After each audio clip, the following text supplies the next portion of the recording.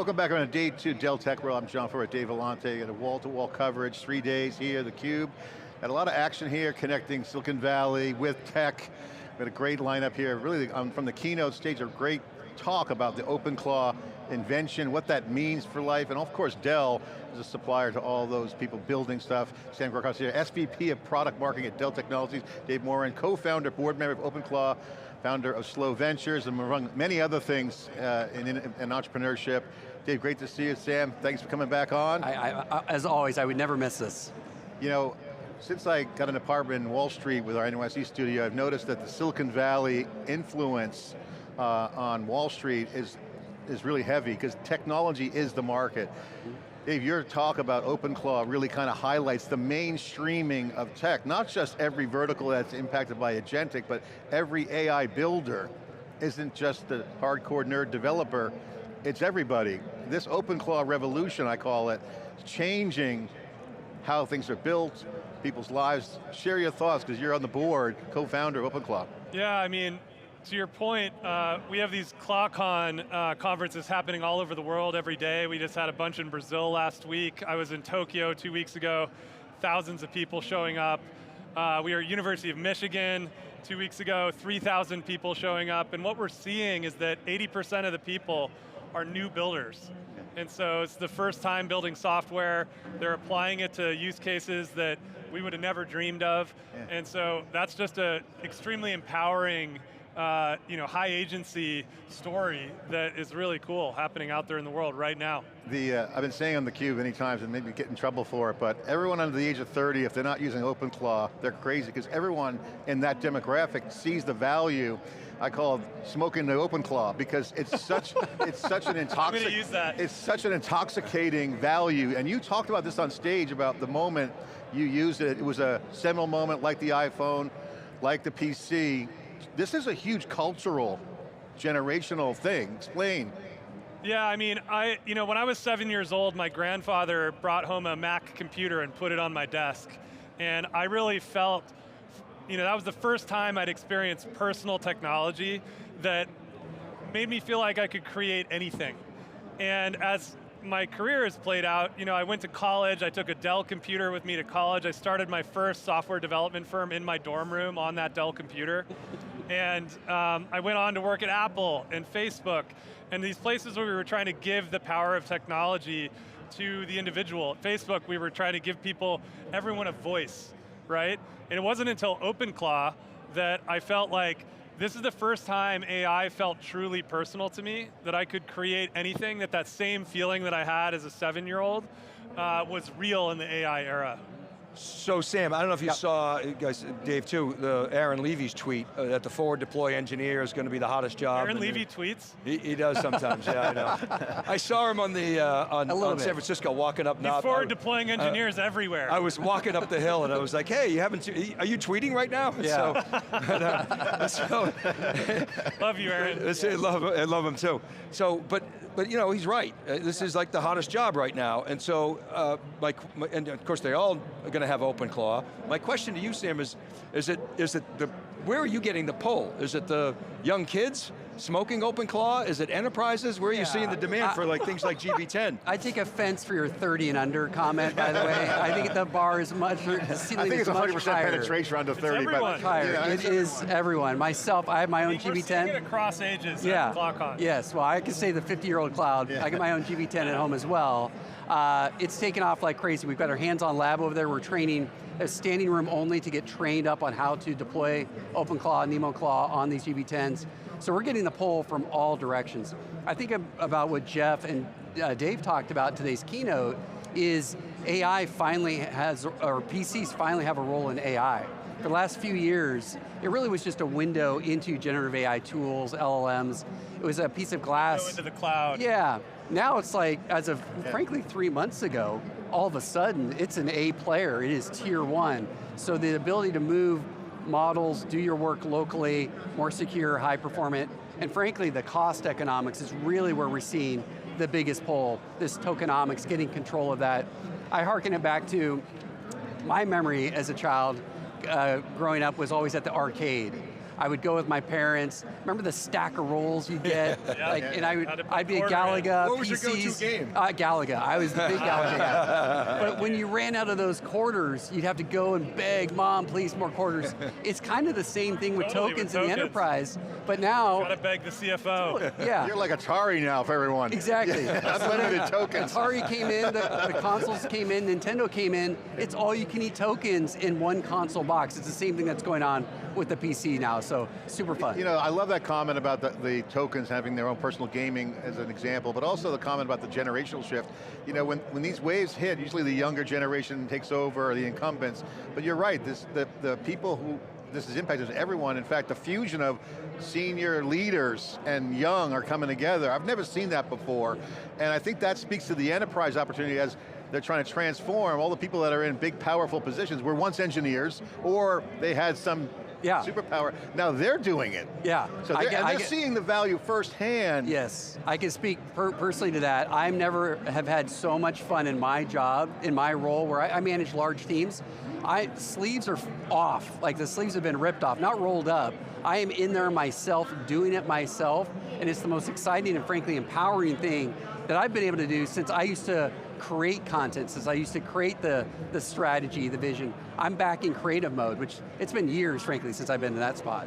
So Dave, you were giving some advice on stage, like, you know, be careful, you know, read only access at first, you know, connect to the data. So take us through sort of how to get started for those that, you know, those few people that aren't downloading OpenClaw. Started as an individual or in the enterprise?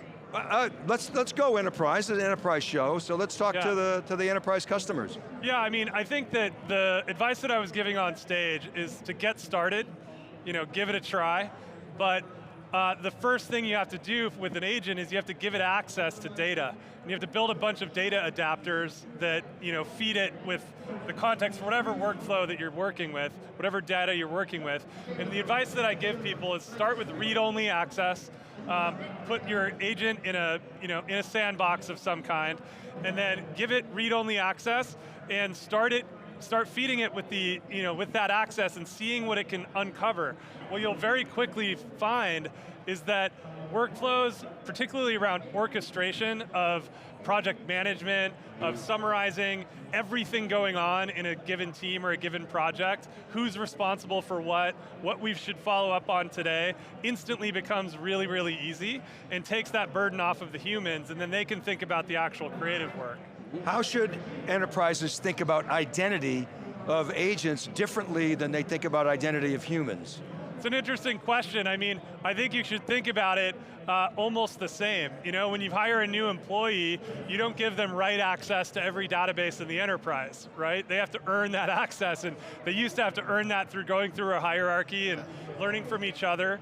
And I think the same goes for agents. One of the things I was telling Jeff backstage was that we actually see a really effective use case being putting an agent into a Slack or a Microsoft Teams instance and then putting it in verbose mode so that you can see all of its tool calling and everything that it's thinking. And then you do that in public with people on your team. And then you watch each other interact with it, and you see how it makes mistakes if you prompt it wrong. You see if it grabs the wrong tool. And by doing that all in public where people can see it, you start to be able to learn, and that's no different than following your boss around at work all day and seeing where he makes mistakes or she makes mistakes and learning from those. Well, it's more like undercover boss. It's the reverse. Okay, talk about the stack implications of this, because we've seen the LAMP stack, you got the cloud, you got mobile, now you got this new agentic. What does this mean for like the classic engineer side of the equation, whether it's the developer curating and managing coding assistants? What does this do for the stack? How should engineers start thinking about, because before it was easy, I got a database, put it in the cloud, do some stuff, put some glue around it, put it together, but now we have this kind of like distributed, managed chaos. What's your vision on how this impacts? I'm just curious on how you see this evolving into large scale teams and architecture, stack conversations. You're smiling. You know, and then stack is flattened? Is it like, the managed chaos stack. I mean, I think, obviously I'm biased, the OpenClaw stack, but I think that nobody has the answers right now. We're figuring this out in real time. one of the hardest things to do is to just orchestrate all of the data. As you start working with agents, one of the things you realize really quickly is that you can aggregate huge amounts of data very quickly and at a low cost. And there's things that you just would never even dream of doing that you can do. You can build 40 different agents and 40 different data adapters for every single database either in the enterprise or maybe it's some inside the house, some on the internet, and then you can bring out those in front of the agent really quickly and have it make sense of it. But we're all still figuring out what's the right way to do this. What is your goals for this OpenClaw team, the community? Can you share your North Star and then some of the things you're focused on right now? Yeah, I mean, our North Star is to support every platform, every model, partnerships with every major company. We're delighted to work with Dell. We're working with companies all over the world to create adapters and plugins for those specific workflows. Microsoft's been doing a lot of amazing work the last 3 weeks. We've got a lot of stability and reliability work has been our North Star for the last month. As you can imagine, this thing went vertical immediately. We had close to 10 million users within the first month, and we've got AI and humans providing bugs from all over the world, and so we've had to spend a huge amount of token and human energy on just hitting bugs, making it reliable, getting people the plugins that they need, shifting our architecture to be able to handle the kind of observability, security stances that people want in the enterprise.